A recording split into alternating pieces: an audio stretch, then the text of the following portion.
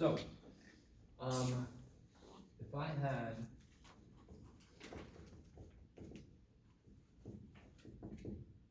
just graphing sine x, so let's kind of build our way up to this.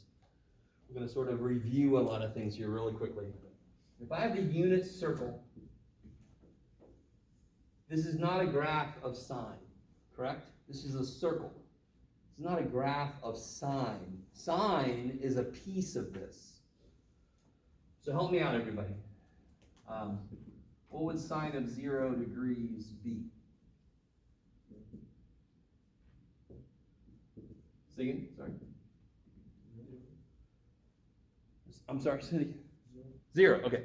Why is sine of 0 degrees 0? Because sine likes y, and it's all x. It's that simple. It's that simple. Sine tells me how big the y piece of a triangle is. If I am on the x-axis, I don't have a y side. It's 0. The minute I step up to like 30 degrees,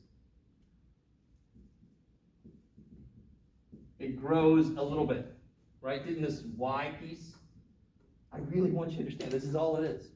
Didn't the y side grow a little bit? A little bit. So what's sine of 30? A half. It's grown a little bit. And then it just keeps growing a little bit. 45 degrees. What's that going to be? Rad 2 over 2. And again, you can see this, the pattern. Square root of 0 over 2, square root of 1 over 2, square root of 2 over 2. 60 now it's really big. Look at that y side. That y side is huge. So sine of 60 is rad 3 over 2. Now again, just to remind you guys, we proved each of these. We proved it. We worked with triangles. We proved the side ratios. We did all that work to get these numbers. Now it's just a matter of remembering which numbers go with which angles, right? And the way you think about that is sine likes y. The closer sine gets to the y-axis, the bigger it gets, right? Me, being silly, goofy dude, I think of a turtle. It's kind of like coming out of a shell. Yeah, when it gets close to the y-axis, it's way out. It's fully out. Like, hey, everybody. When it goes to the x-axis, like, oh shit, it doesn't like it at the x-axis. It doesn't like it down there. So at 90, it's 1. It's a full 1. If I drew a triangle here that had a 30-degree angle there, how does that relate to this triangle? They are the same, correct? They're the same triangles. Do you guys understand? This is why reference angles are so important. I only have to memorize the first quadrant. So if I know that sine of 30 is 1/2, what angle is this? What angle is this? Sorry? No, what angle is it? How much past 180 did we go? Yes, 210 degrees, right? So what is the sine of 210 degrees? Well, it's the same triangle as this. So it's 1/2, but it's down.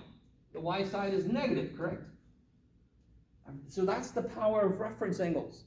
If you just memorize the first quadrant, then you just have to stick a negative in front in case y is negative or x is negative in those quadrants. You guys see that? It's the same triangle. It doesn't care where it is. It's the same triangle. So it's going to have the same side lengths. It's just sometimes it's negative, sometimes it's positive. What does cosine do? Cosine starts at 1 and it gets smaller this exact same way, just in reverse, right?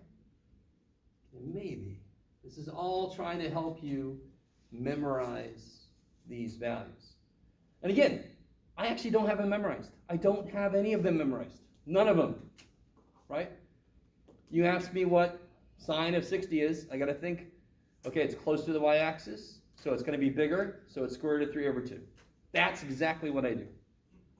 I do not have them memorized, and I don't want to memorize them. I don't have any space left, so screw that. Okay. All right.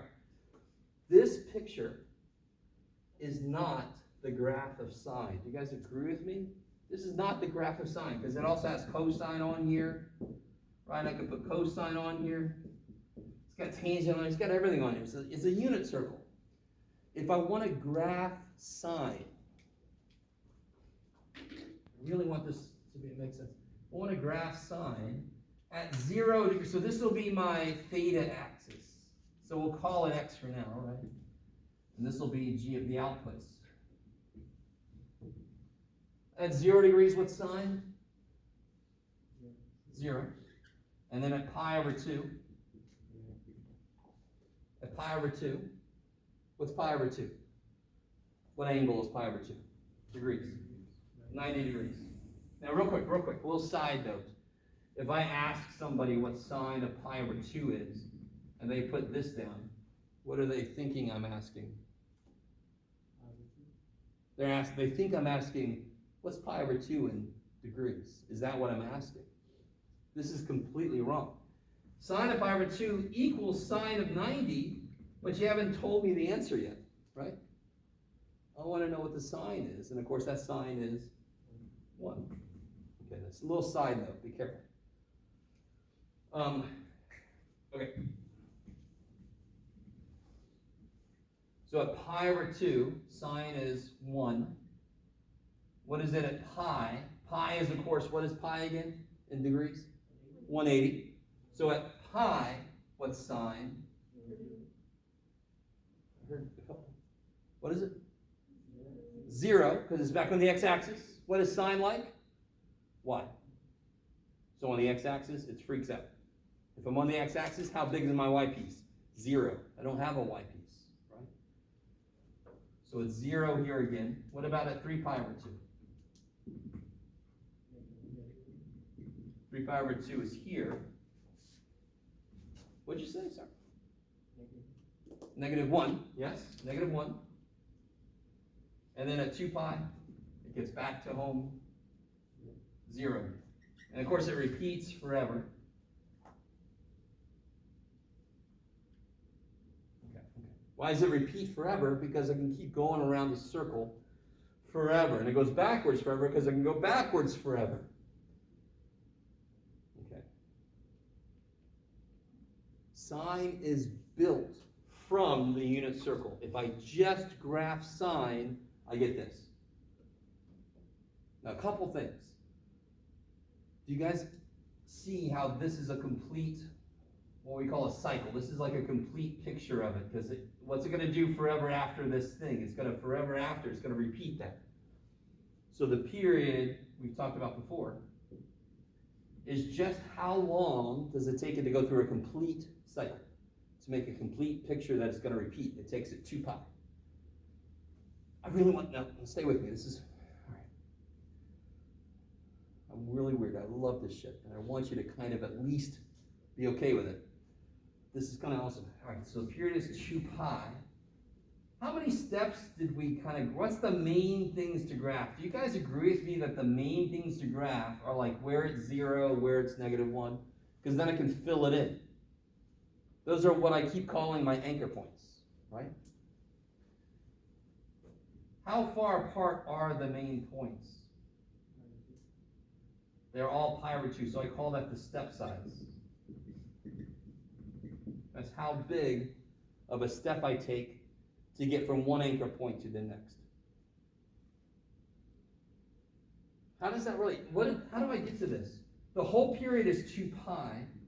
How many parts do I break it up into? What's 2 pi divided by 4? Freaking pi over 2. There. Okay. So, let's try the first step of this.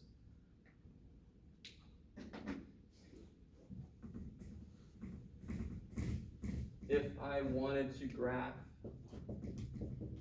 sine of 2x, the 2 is inside with the x. It's going to affect left and right. It's going to do the opposite of what it looks like. We know all this stuff. So it's going to smoosh it. If I just said smoosh it, it's hard to figure out exactly how that's going to graph. So let's do some more specific things. The period used to be 2 pi. Now it's going to take half as much time to get through a full cycle because I'm smushing it. Does that make sense? I'm compressing this spring. That's why the period in general is 2 pi divided by that number, whatever's in front of the x. We call it k normally. So it's this 2 pi divided by 2. So now it's going to get through its entire cycle in pi. Okay, maybe. Did I shift it left or right at all? No. Nope. So it's still going to start at 0, 0, correct? I didn't shift it left or right at all. Still going to start at 0, 0. But now it's going to be done by the time I get to pi. Do you guys see that? Here it takes it from 0 to 2 pi to fit it all in. This is going to fit it all in by the time it gets to pi. So it's going to be all fit in here. It's going to fit in totally. So how big is each step going to be now? What's the step size? Well, it's still going to be the period. How far I got to go? Cut in 4 pieces, yes? So pi over 4 now. That's how big it, does that make sense? I've cut everything in half. So the step size used to be pi over 2. Now it's half of that, pi over 4. So how do I graph this? Well, now it's going to be pi over 4, pi over 2, 3 pi over 4, 2 pi. So it's going to smoosh it. I really want this. Once I have my 4 anchor points, I just have to graph the sign on top of it, and I'm done. So I know this still starts at 0, 0. But now it gets to 1 at pi over 4. And then it gets to 0 here, and then it gets to negative 1 there, and then it gets to 0 there. Why is that 2 pi, Jeff? Because, all right. So I just took this picture and smooshed it.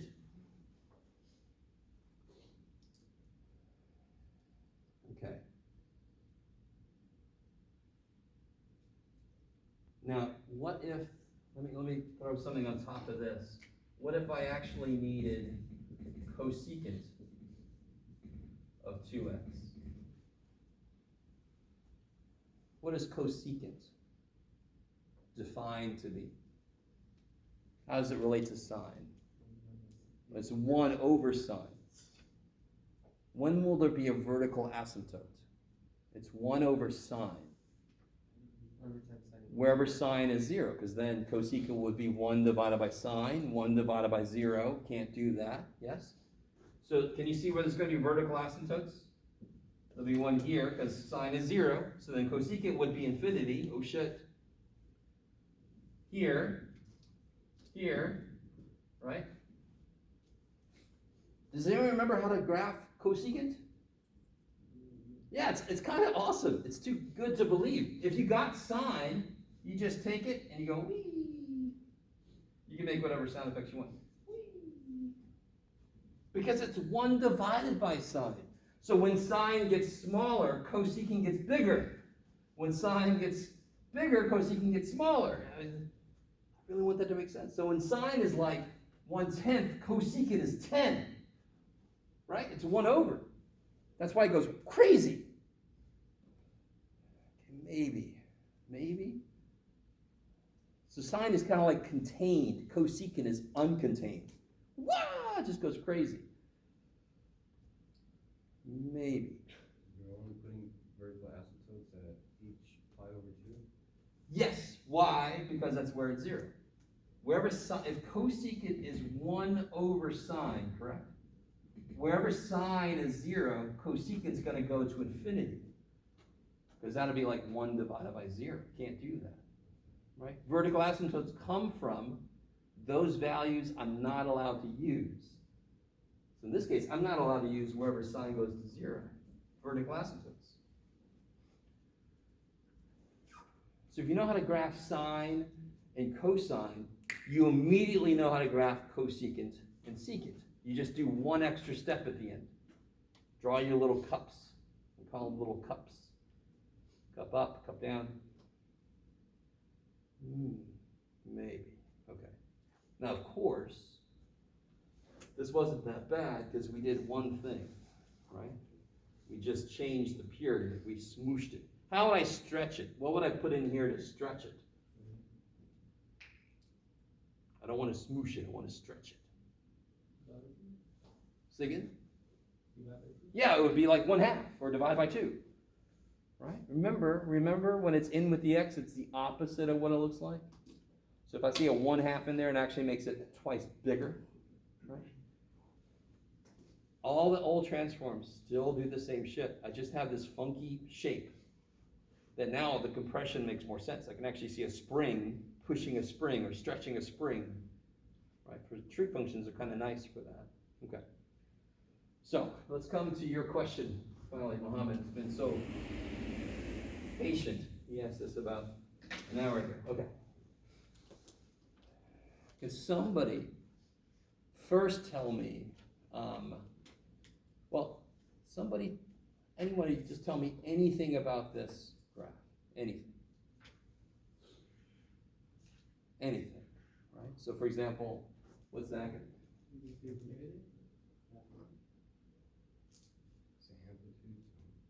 Okay, yeah, it's the amplitude, but when it's a negative, it really just takes the function and flips it, right? So I know it's going to have this shape now, right? Instead of doing like this, it's going to flip it, correct? That is nowhere near good enough for an answer, by the way. That's just me kind of keeping track of what stuff's going to do. So I know it's going to start somewhere and go down now, because that's negative. What number is going to affect the period?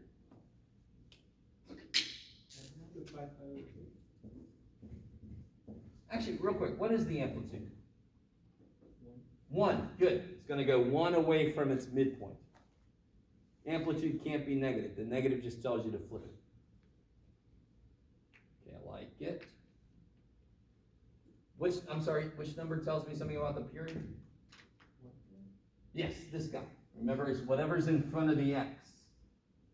And since that's a 1/2, like we just said, isn't that going to stretch it? It's going to take longer to make it through its whole picture. Sure enough, if I take 2 pi divided by this number, what is 2 pi divided by 1/2? 4 pi. It's 2 pi times 2, yes, times the reciprocal. So now it's going to take 4 pi for it to make it through its whole picture, through its whole base image. Right? And then it repeats that forever. Never forget that. We normally graph like one cycle, but then it repeats it forever. Put little arrows on the ends. Right? Okay. Hello. What about the step size? Let's do that right now. This is always the same. It's always just take your period divided by 4, because I want to cut that up into 4 steps. Because that's where these things happen. 0, max or min, 0, max or min, 0. That's where those things happen. So what is 4 pi divided by 4? Well, Jeff, that's pi. Okay. Yeah, we're going to get there. Now comes the fun part. Let's do it. Let's do this 2 ways. Okay, so when you first start doing these, I highly recommend you do like I have on that sheet. Does anyone need that sheet, by the way? The one that's graphing trig functions.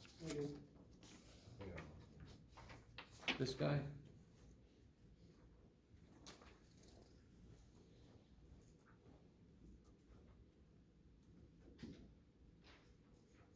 think I might need one, but I don't know. You were here, I think. Yeah, I've been here. I don't remember doing Here. that though. Okay.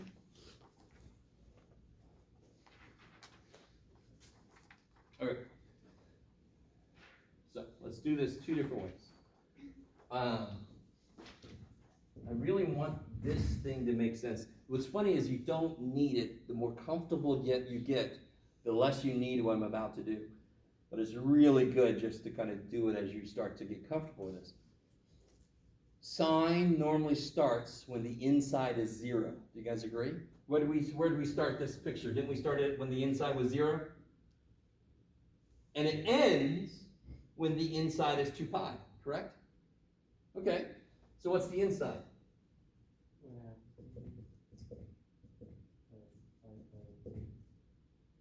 And so it normally starts when the inside is 0. So can we solve that for t? Can we? I don't know. Yeah, subtract 5 pi over 3. And then we'll multiply by 2.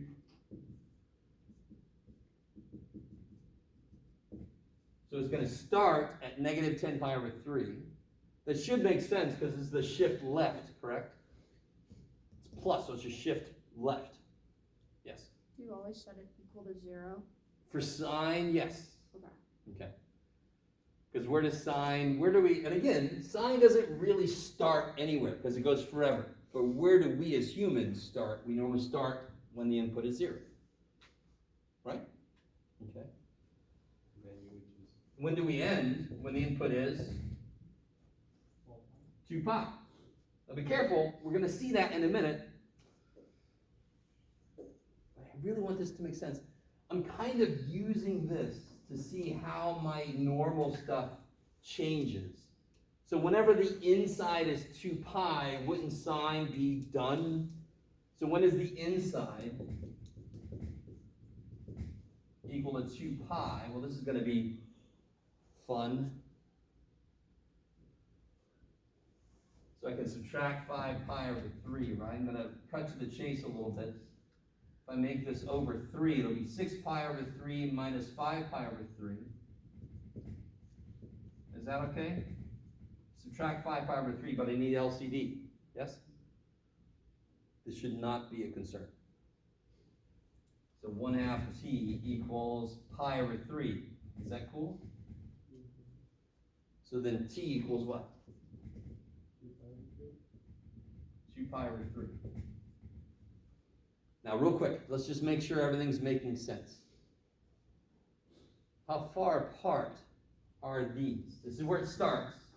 This is where it ends. How far apart are these? What's 2 pi over 3 minus negative 10 pi over 3?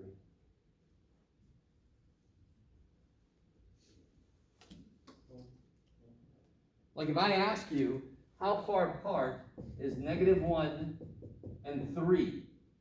You wouldn't say 2, would you? You'd say 4, of course.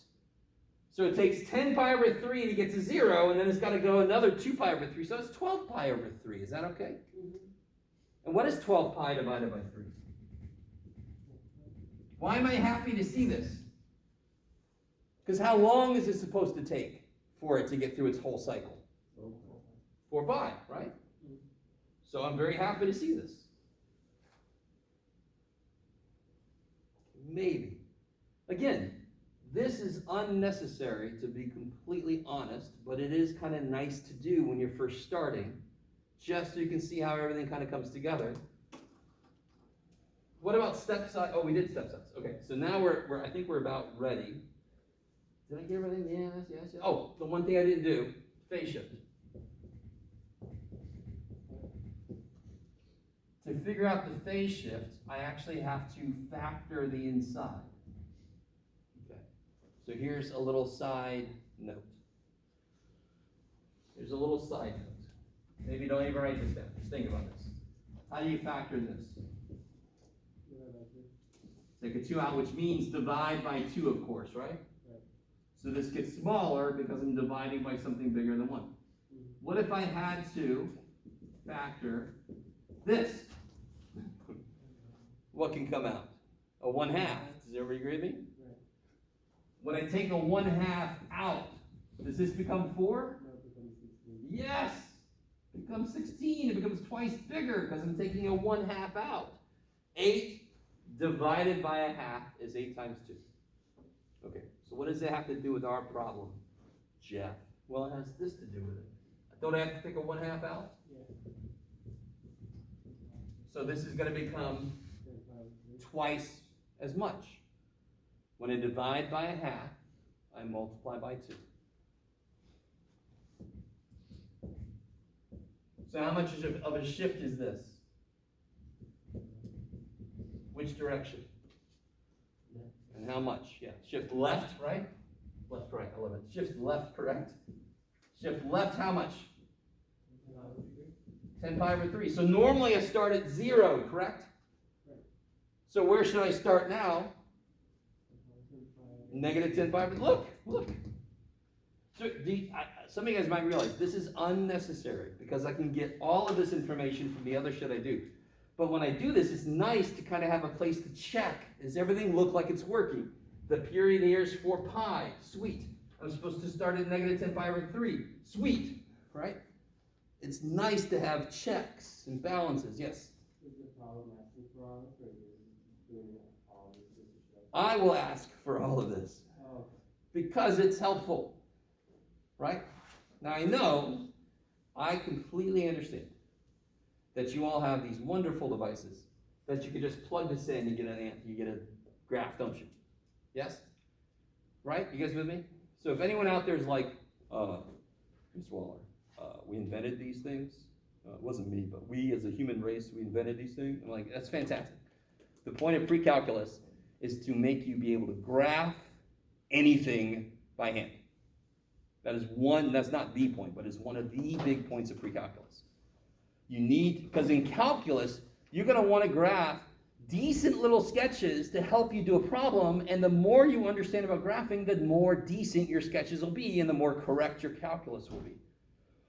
If you don't have to take calculus, too bad, you got to take pre-calc, so you got to know this stuff anyway. Okay, like it. So, after all this work, we're finally able to actually graph the damn thing, right? So let's see.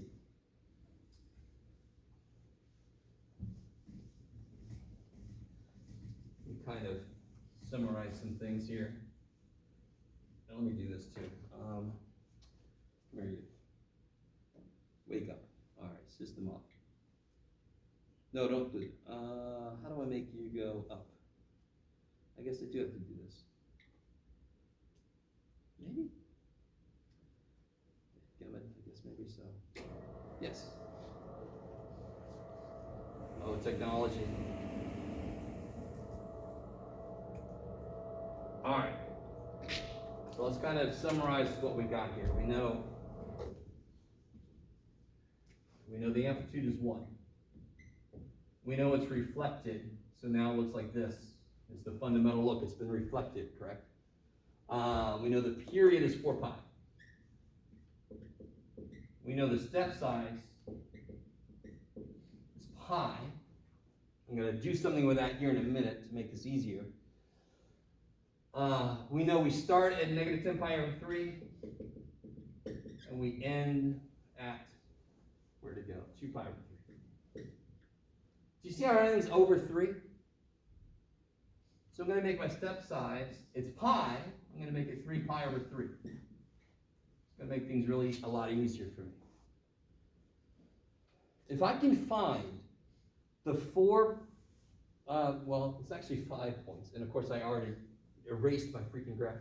But if I can find the points that relate to these, I can graph it. If I can find these points, I can graph the picture. And of course it's reflected, so I'll go down first. That's what this helps me do. So, start at negative 10 pi over 3. It's going to start at 0 there. That's where it starts. So it's going to start at 0. That's what sine does. Starts at 0. Let me not do this yet. I'll get there. All right. So how big of a step do I take? What's my next important point? What's the step size? 3 pi over 3. So if I go up 3 pi over 3, where do I end up? Negative 10 plus 3. Negative 7 pi over 3, correct? If I go up 3 pi over 3, I'm going to end up at negative 7 pi over 3. Normally it would do this, but now it's going to do this, correct? Let me go ahead and put all my steps in here so I can see where my axis is. What's the next step over? Add 3 pi over 3, right? That's how big each step is. Negative 4 pi over 3. That's the next one. Negative pi over 3. And now, if I take another step of 3 pi over 3, this is negative pi over 3 plus 3 pi over 3. 2 pi over 3, does that match with where we're supposed to end? Yes. Okay, I feel pretty good. And now I know where to put my y-axis. That's always nice. So now from here, I go down. At the next step is where it's the minimum now. Then it's 0. Right? Then it's maximum. Then it's 0 again. So now it goes like this. My scale's a little funky, but oh well. So it flipped it, and then it shifted it back, and it stretched it.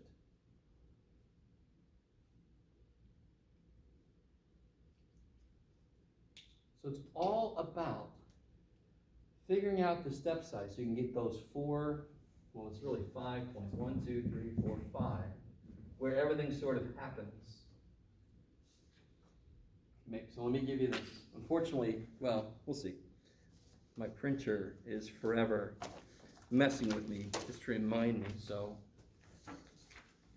we'll do one of these at a time. You're welcome. Anytime.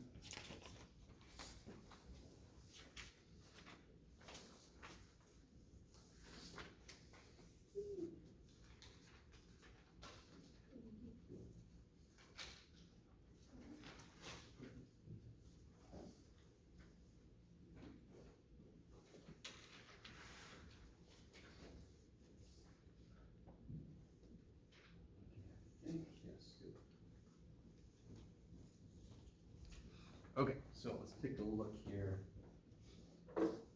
Notice the first thing is, what's the basic trig function we're looking at here?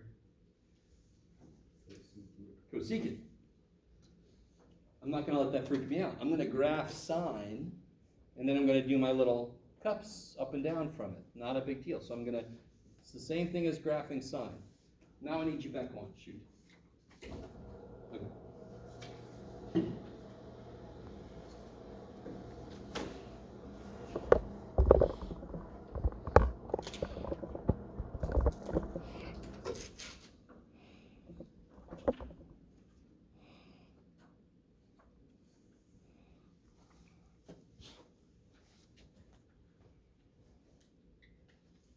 Okay, so let's take a look here.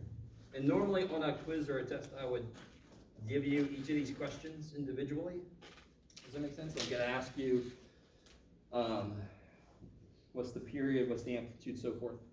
So you don't have to kind of remember every piece.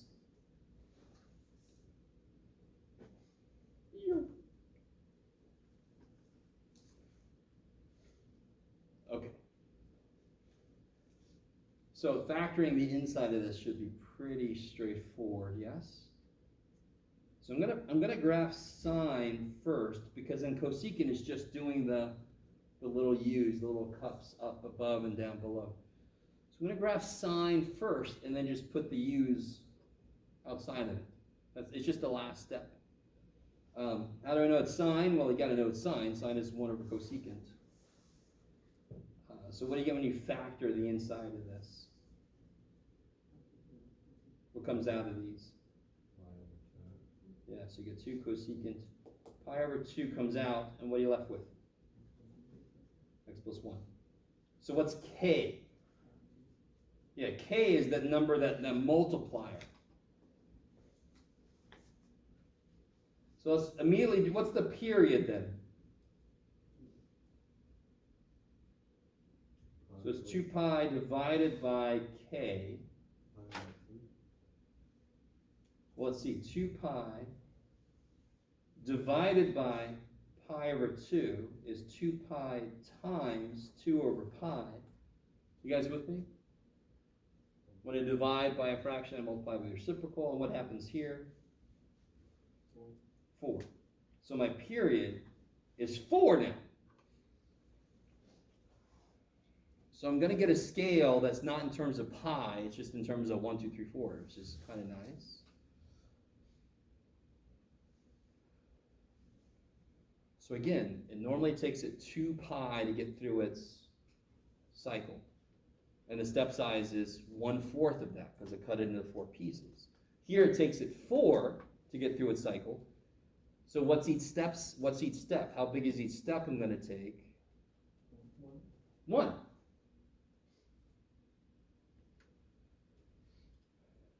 What's the amplitude, by the way? 2. And now I can see, now be careful. Where do I have to look to see the phase shift? Yeah, I've got to look here. I've got to see what's affecting the x. So how much did it shift by? 1 to the left. And that's old news. All these transformations are old news. It's just we give them different names when we talk about trig functions, but they're all the same old transformations.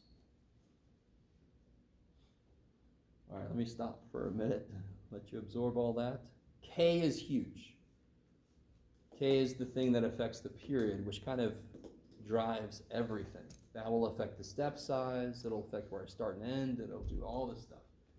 So here's why I do this, which again, is actually unnecessary, but it's kind of nice to do. Do you see how I could just divide pi over 2? So I get x plus 1 equals 0. So then where do I begin? That jives with this, right? 1 left, so I start at negative 1. I didn't need this to tell me, but I do this to check. And now if I solve this, do you see how I could divide by pi over 2? So I get x plus 1 equals, and we already did this, it's 4. So x is 3. I like it. Focus. Okay. And how far apart are these? Which matches with the period, right? It's supposed to take it 4 to get through the whole thing. And sure enough, we begin and end, and it's 4 apart. Maybe. Okay. So each step is going to be 1. And I'm going to start at negative 1. So what kind of scale? Let's do, if I do a half, will I be able to get through everything? 1, 2, 3. Yes. Okay. So I'm going to make my scale go by a half, just because.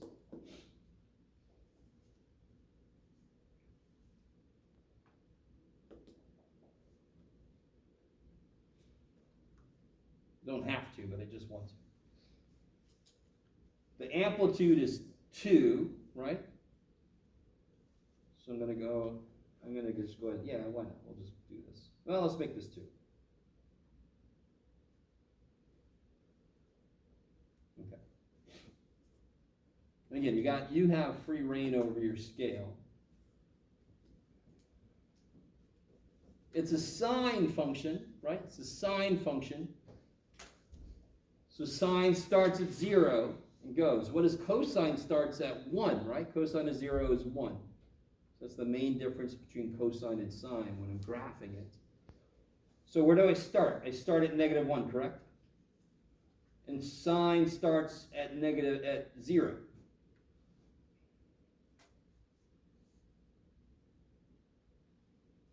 Then what's my next thing will be here, right? My step size is 1. So the next place something big happens is at 0. And what's the next thing sine does? Starts at 0, goes to, yeah, in this case, goes to 2. I like it. And then what's the next major thing going to be? My step size is 1, so the next major thing will be 1. What happens next? What does sine do next? Goes to 0. And then the next thing is 2. Now it's going to go to negative 2. And then the next big thing is 3, and now it's going to go back to 0. So it's got to have that same, I really want this to make sense. If I know where to start, oh shoot, well, it would make more sense if I showed you what it was doing. It's going to start at 0, and then unless I reflected it, it'll go up to 0, down, and then back to 0, right? So when I do the step size thing, that tells me where each of those things is going to happen. I'm stepping to the next major thing, the next major thing. Now I'm gonna make a dotted line. If you've already drawn this, it's okay, but I'm gonna make this dotted. Why am I making it dotted? anyone know? Because That's not the answer. I love it. Where are my vertical asymptotes going to be? it's 0, or 1. Yeah, when the output is 0, so where's that? When is the output 0? Negative 1, 1, 1, 3. 3. And then I just have to do this.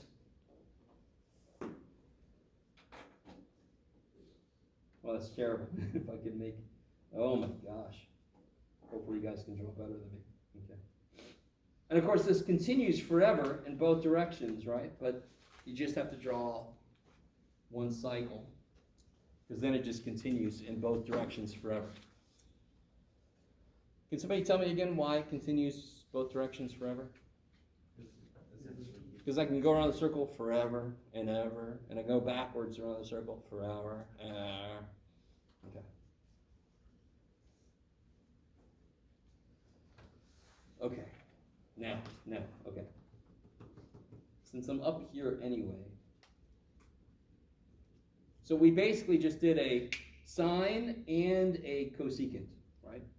Cosine, if this would have been secant, then I would have graphed cosine, and everything would have been exactly the same, except cosine starts maximum, and then it goes to 0, and then it goes minimum. So cosine fundamentally looks like this. Starts here, and then it goes to 0, then negative 1, and then 0, and then positive 1. So it looks like this. Do you see how that's just the sine? If I continue backwards, do you see how that's just the sine shifted back pi over 2? If I shift it forward pi over 2, I just get sine again, right? So of course sine and cosine are fundamentally the same thing, just shifted by a bit. Okay. So that would have been, this picture right here would have been what I would have put here. I would have started here, I would have went down, down, up, up. And then that would have been the shape of it. Maybe. Okay. Maybe.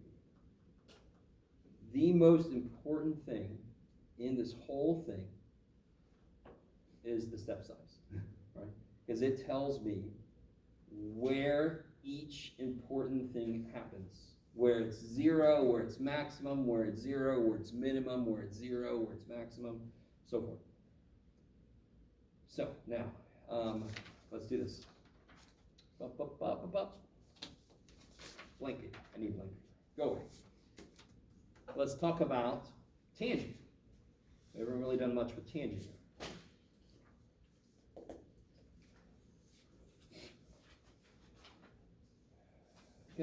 Does anyone remember basically what tangent looks like? It looks a lot like a polynomial kind of thing. Does anyone remember? I saw a couple people. Yeah, it looks like a cubic, except it's got walls, right? Somebody remind me, what is tangent fundamentally defined to be? What the ratio of what two other trig functions?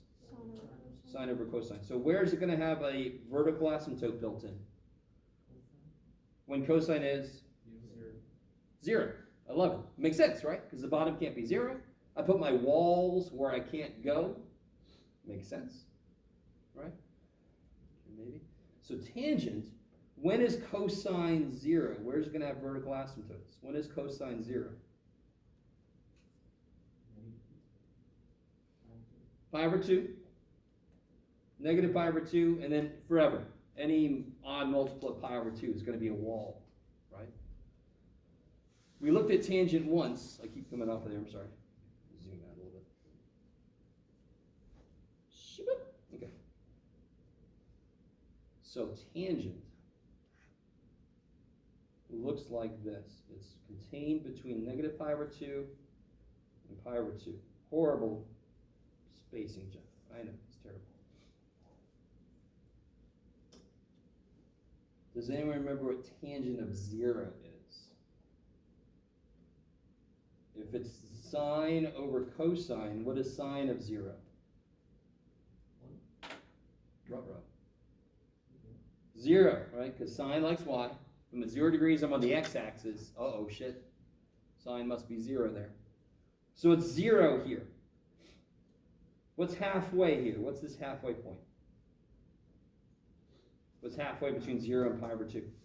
Pi over 4. Does anyone remember what tangent of pi over 4 is? What's true about 45 degrees? What are sine and cosine? They're the same. So what if tangent is sine divided by cosine, and they are the same at pi over 4, what's tangent of pi over 4? 1. Right? Since tangent is sine divided by cosine, wherever sine and cosine are the same, tangent must be 1. So tangent will be 1 here.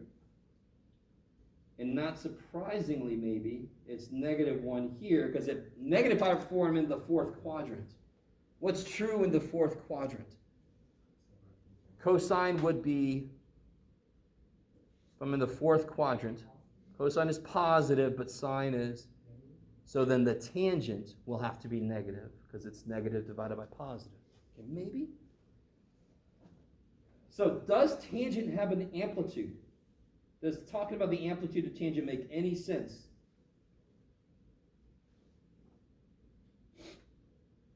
What does tangent go to? What's the range of tangent? Infinity. Negative infinity to infinity. Does the amplitude make sense? What's amplitude for sine and cosine? It is, what's the amplitude for sine and cosine? 1. What does that mean? What does it mean to have an amplitude of 1? It can only go up 1 from the midline, down 1. Tangent can go freaking to infinity, both directions. Does amplitude make sense? No. But,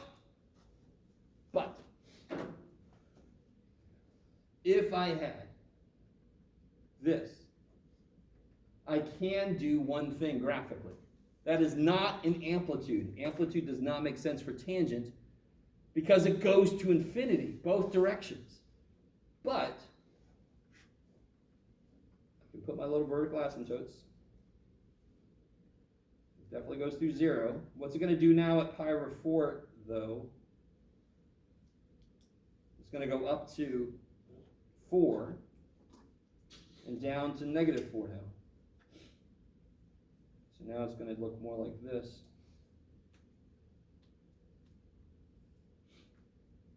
Be really careful, don't make it a straight line. I'm trying not to make it a straight line, but oh well. Okay. Do you guys see that? So there is no amplitude for tangent or cotangent, but you can indicate it by where it goes at the midpoints. Okay, maybe. So let's do this. This is the last thing we'll do today. Where'd it go, Jeff? Oh yeah, it's right here. Good job, buddy. There we go.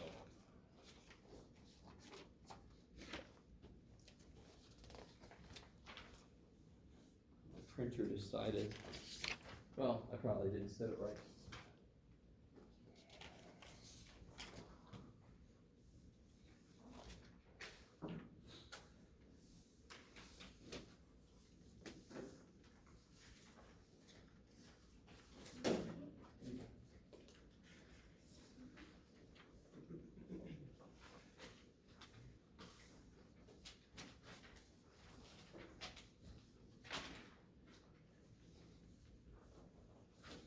Okay.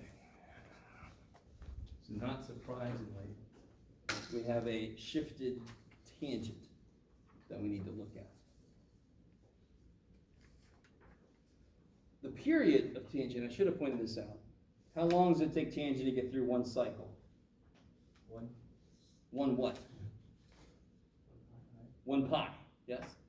So its normal period is pi. So I find its new period the same way I found the new period of sine and cosine. I just divide pi by k. What do I get when I factor the inside of this? Let's see if you guys can do that. What has to come out? 2. And what am I left with?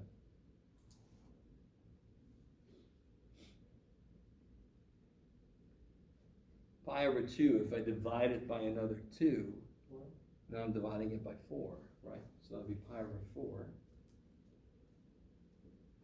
What's k then? 2. K is 2, so what's the period going to be? Pi over 2 now. So now it's going to take it just pi over 2. So this, not surprisingly, this smooshed it. It smooshed the tangent. Smoosh. Now amplitude I should put in quotes. Normally I say, I put it in quotes and I say use the amplitude correctly. You'll see that on the practice test. What's the quote amplitude? There's no amplitude to this, correct? With the 4, that's going to tell me where it goes pi over 4. Well, in this case, it'll be different, but where it goes in the midpoints. How far up and down does it go? Step size is still going to be this divided by 4. So now it's pi over 8. What's the phase shift?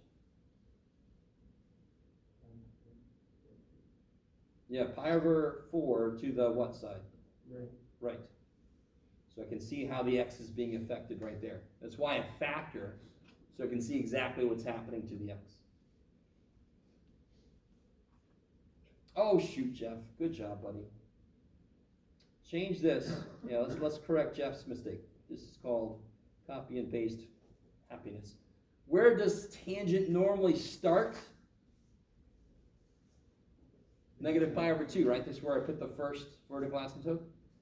So negative pi over 2. And where does tangent normally end? Where do I finish drawing my base cycle? Pi over 2. I love it. That's where the asymptotes go. So I can do the same begin and end cycle, but I have to use the base tangent. What does it normally start at? Negative pi over 2. Where does it normally end? Pi over 2. So let's see what we get here. If I add pi over 2 over, do you see how I get 0 on that side? So it should start at 0.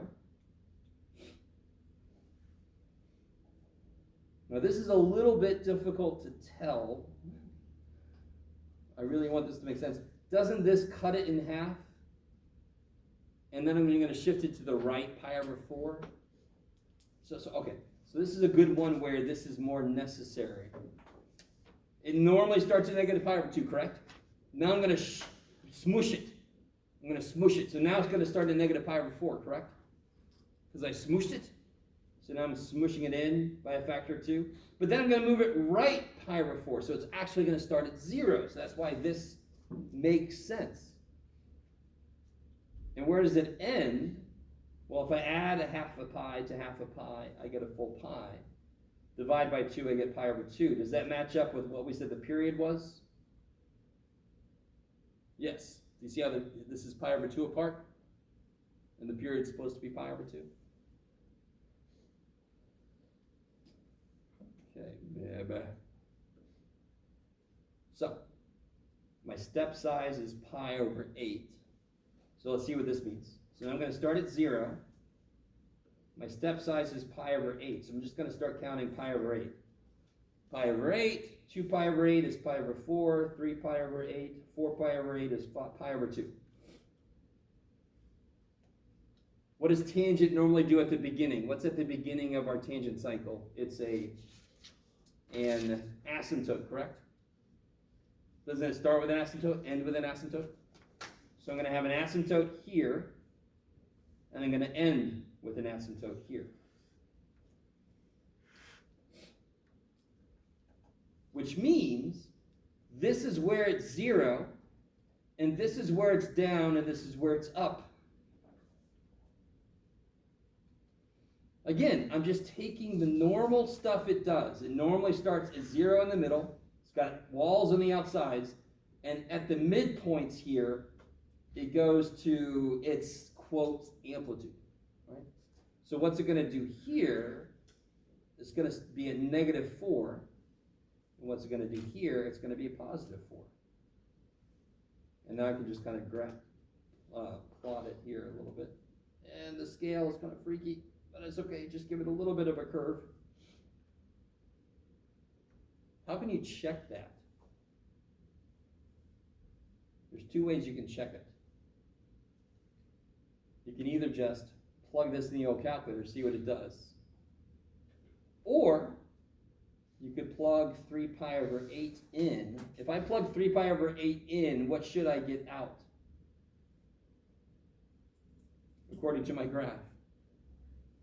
4. I should get a 4 out. So I plug 3 pi over 8 in, and I'll just see if I get 4 out. Okay, so let me do this. All right. Let me give you the practice test, because the test is this Thursday, because we're crazy.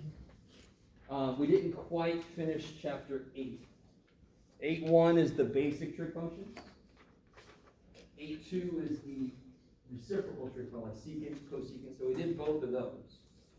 8.3 is the inverse trig functions. Every time we learn a new function, there has to be an inverse.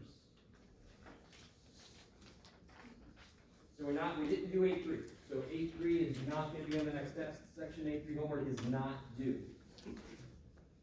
Thursday. Homework through 8.2 is due Thursday. Whew. Let me ask real quick, anybody not get this yet? The updated homework sheet?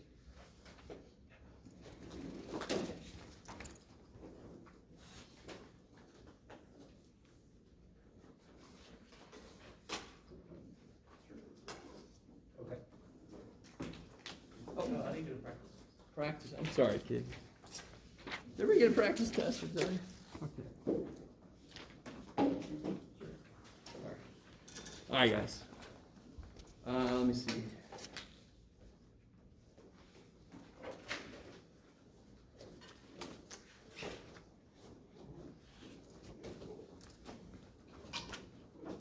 Let me know if you have any questions. Otherwise, I will see you